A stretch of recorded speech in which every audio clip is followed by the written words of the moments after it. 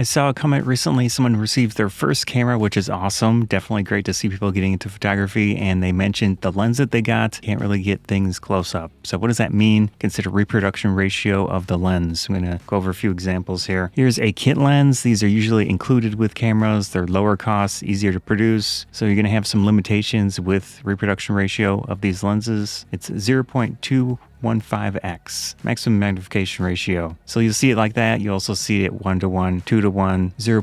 Whatever. Yeah, so you'll see it in either format. It's basically the same thing. Just do the math. You can potentially step up to a higher end zoom lens, but sometimes they really don't have a big difference in reproduction ratio. 0.23x, so it's a little bit better magnification, but it's not a huge difference. Really depends on the lens. Also with specialty lenses, like this really thin compact lens, there's going to be limitations based on the design. 0.11x, trying to get something and then you're going to lose some things in the process just based on physical limitations. And then on the other end of the spectrum, you've got full dedicated macro lenses designed for that purpose, getting really close up. Usually macro lenses will have a 1:1 reproduction ratio. With this Bright & Star macro lens, it shows that 2:1 reproduction ratio. If you want closer up photos, in this case, look at reproduction ratio as the way to understand if the lens will do what you want.